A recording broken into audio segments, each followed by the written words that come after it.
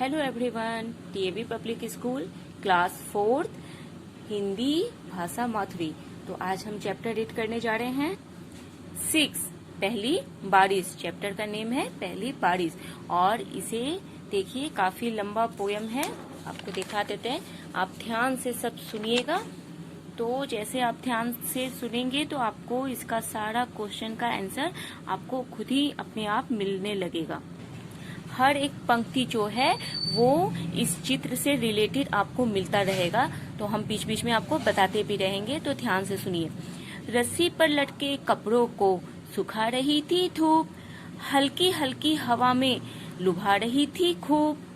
ये है ना, लटके हुए कपड़े हैं और धूप है और हल्की हल्की हवा चल रही है, तो कपड़े सूख रहे हैं।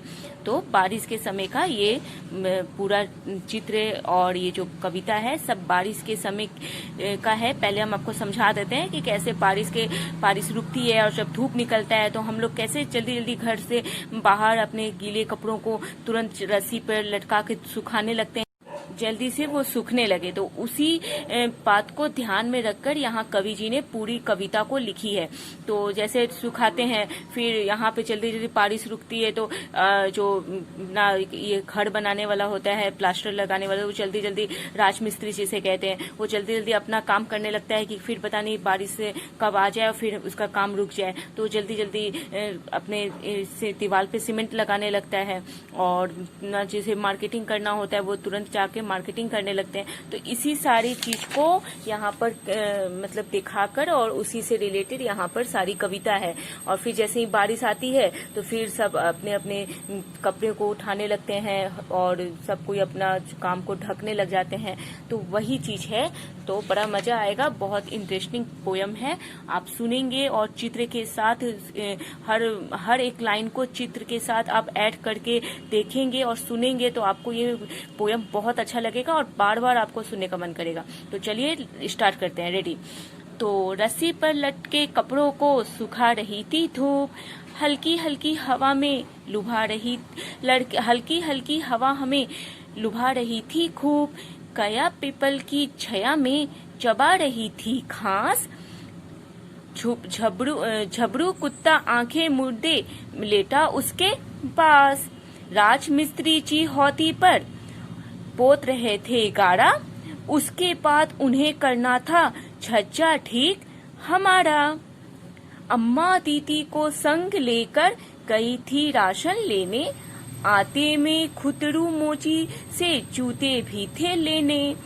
तो देखिए सारे चित्र से रिलेटेड यहाँ पे पंक्तियां हैं और यहाँ कुछ शब्दार्थ है। हौदी मतलब पानी का कुंड, काढ़ा मतलब मिट्टी या चूने को पानी में मिलाकर जो मसाला तैयार किया जाता है, दीवार पे जो सीमेंट लगता है उसे काढ़ा कहते हैं। तो हो गया।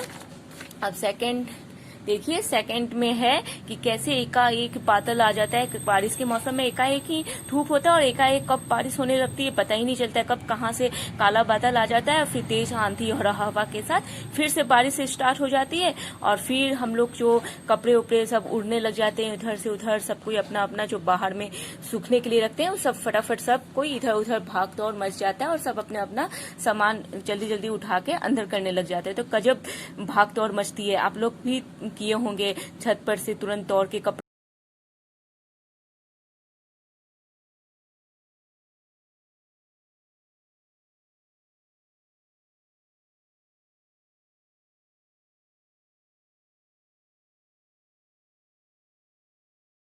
छत पर से दौड़कर सब अपने अपने सामान को अंदर करने लग जाते हैं।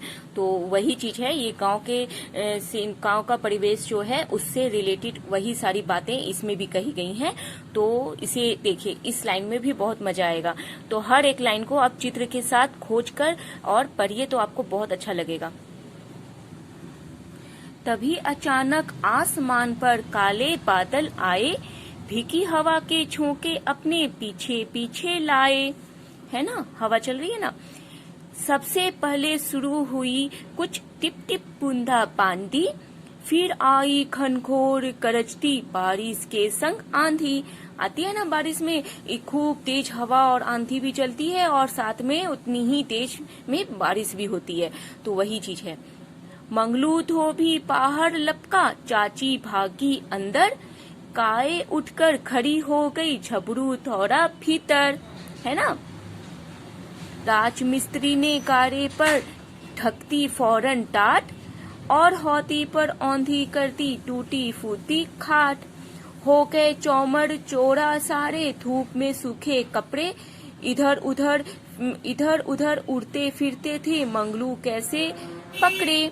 तो कपड़ा कभी इधर उड़ रहा है कभी उधर उड़ रहा है। ये जो धोबी है अपना कपड़ा सुखा रहा था, इधर उधर भाग रहा है, कपड़े को पकड़ रहा है। और ये जब हौती के ऊपर खाट रखा तो वो खाट भी टूट गई और वो भी आधा उड़ गई। तो देखिए कैसे अफरा तफरी एकदम मच गया। और यहाँ शब्दार्थ है, घनघोर मतलब बहुत घना, टाट मतलब मोटा कपड़ा, औंधी मतलब उलट कर। तो औंधी टाट रखा, तो औंधी मतलब उलट कर टाट रखा। आप इस तीसरी पेज को देखिए। आप इधर बारिश खत्म होने के, बारिश आने का समय का है। आप बारिश खत्म होने के समय का ये पंक्ति देखिए, इसमें भी बहुत अच्छा लगेगा। झपरू ऊंचे सुर में भौंका, काय लगी रंभाने, हौती बेचारी कीचड़ में हो गई दाने दाने। अम्मा दीदी आई दौड़ती, सर पर रखे झोले, और चलती चलती राशन के फिर सभी लिफाफे खोले। सब तो भीग गया ना, खोल के सबको सुखाना पड़ेगा। सबने बारिश को कोसा, आंखें भी खूब दिखाई, पर हम नाचे बारिश में और मौजे ढेर मनाई। बड़े लोग जो थे सब तो परेशान हो गए, लेकिन बच्चों के लिए बारिश क्या होती है, उन लोग के लिए मौज का सबसे आसान चीज होता है। उन्हें बारिश बहुत मजा आता है, सब बच्चे को बारिश बहुत अच्छी लगती है। लेकिन जो बड़े लोग होते हैं उन्हें मजा नहीं आता, उनके लिए तो सिर दर्द हो जाता है। तो वही है, सबने बारिश को कोसा, आंखें भी खूब दिखाई, पर हम नाचे बारिश में और मौजे ढेर मनाई। मैदानों में भागे दौड़े, मारी खूब छलांगे, है ना, छलांगे। तब ही वापस घर आए, जब थक गई दोनों टांगे। तो कितना मजा आया ना, पोयम पढ़ने में बहुत मजा आया। इसके चित्र के साथ आप पढ़ेंगे तो आपको बहुत ही अच्छा लगेगा। फिर से आप पढ़िए और फिर से इसे सुनिए, तो आपको बहुत अच्छा, बहुत ही सुंदर और बहुत खूबसूरत पोयम है। और इसे लिखने वाले हैं सफदर हाशमी जी। और इसमें कुछ शब्दार्थ, एक ही शब्दार्थ है, कोसा। कोसा मतलब पूरा भला कहना, है ना। सबने बारिश को कोसा, कोसा मतलब पूरा भला कहना। अब इससे कुछ रिलेटेड क्वेश्चन आप देख लीजिए।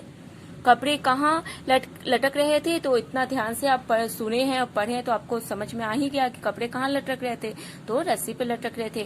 काय क्या चबा रही थी, तो घास चबा रही थी। हौती पर कारा कौन पोत रहा था, तो राजमिस्त्री पोत रहा था। राशन लेने कौन गया था, तो अम्मा दीदी को साथ लेकर राशन लेने गई थी। और कविता की पंक्ति पूरा कीजिए, फिल इन द ब्लैंक्स है। तो धोबी बाहर लपका, तो इसके आगे जो वर्ड है आप वो इसमें से ढूंढ के लिखिए कि धोबी बाहर लटका। तो इसमें है ना, मंगलू धोबी बाहर लपका, और ये बारिश के संग आंधी आई, मंगलू धोबी बाहर लपका, है ना। बारिश के संग आंधी आई, मंगलू धोबी बाहर लपका। तो यहाँ मंगलू लिखाएगा, चाची भागी अंदर, यहाँ अंदर लिखाएगा। उठकर खड़ी हो गई, काय उठकर खड़ी हो गई। और झबरू दौड़ा, झबरू कहाँ है, यहाँ पे देखिए झबरू का है, झबरू दौड़ा भीतर। तो यहाँ झबरू दौड़ा भीतर। और बातचीत के लिए कुछ है, आप लोग आपस में बातचीत के लिए यहाँ कुछ रिलेटेड क्वेश्चन है, जैसे बारिश आने पर आप क्या क्या करते हैं, तो आप सोचकर वो डिस्कशन अपने घर के फैमिली मेंबर्स के साथ कर सकते हैं। और बताइए कि बारिश आने पर आप क्या क्या करते हैं। बारिश पर सुनी या पढ़ी हुई अपनी पसंद की कुछ कविताएं आप अपने घर वालों को सुना सकते हैं, या हमें कमेंट्स में भी लिखकर बता सकते हैं। और कविता आपको ये क्यों पसंद आई है, उस कविता की वो कविता आपको क्यों पसंद आई है, उस कविता की एक दो लाइन आप हमें कमेंट्स में लिखिए और बताइए कि आपको वो क्यों पसंद आई है। आप एक दो शब्द में हमें बता सकते हैं। फिर तीसरा है, कविता में सबने बारिश को क्यों कोसा होगा, तो ये आप सोचिए कि क्यों कोसा होगा, आप सोचिए और अपने डिस्कशन कर सकते हैं अपने फैमिली मेंबर्स के साथ। फिर आपका अनुमान, अम्मा दीदी, तो यहाँ अनुमान के अनुसार यहाँ पे कुछ है, अम्मा दीदी आई दौड़ती, सर पर रखे झोले, और जल्दी जल्दी राशन के फिर सभी लिफाफे खोलें। अम्मा तीती में से किसके सिर पर सबसे ज्यादा झोले होंगे और क्यों? तो ये आप सोच के बताइए कि किसके सर पे ज्यादा होंगे। दूसरा है राशन क्या होता है? राशन मतलब राशन किसे कहते हैं? हमने तो बता दिया कविता में कि राशन लेने गई थी राशन, लेकिन राशन होता क्या है ये आप हमें अपने घर में पूछिए कि राशन मतलब होता क्या है, और फिर हमें कमेंट्स में बताइए कि राशन मतलब होता क्या है। तो जरूर बताइएगा। अम्मा ने राशन में क्या क्या खरीदा होगा ये भी सोचकर आप बताइए। तीसरा है अम्मा दीदी ने जल्दी से सभी लिफाफे क्यों खोले होंगे, ये भी सोच के बताइए। आखिर वो भागे भागे आए तो लिफाफे क्यों जल्दी जल्दी उन्होंने खोले। अब है पारिस के संग। नीचे दी गई चीजों में से पारिस से जुड़ी कुछ रिलेटेड जुड़ी चीजों पर आप घेरा लगाइए। तो जैसे गर्मा गर्म चाय, छतरी, रेनकोट, पंखा। तो पारिस से रिलेटेड चीज इसमें क्या है? छतरी है, रेनकोट है। गर्मा गर्म चाय है, लेकिन चाय हम घर के अंदर बैठ के पीते हैं, ये जो इस पंक्ति कविता के रिलेटेड कहीं ऐसा नहीं आता है। फिर मफलर तो जाड़े में, बादल रिलेटेड है, कागज की नाव पारिस से रिलेटेड है, और फिर पकौड़े भी आप कर सकते हैं लेकिन पारिस से रिलेटेड नहीं है, वो सब हम लोग मजे लेने के लिए करते हैं, वो भी घर में बैठकर। अब दूसरा है वर्षा ऋतु में आने वाले हिंदी महीनों के नाम लिखिए। वर्षा ऋतु में कौन से महीने आते हैं? तो सावन से बारिश स्टार्ट होती है, तो सावन में भी बारिश होती है। फिर भादों में बहुत ज्यादा बारिश होती है, और आषाढ़ महीने में भी बारिश होती है।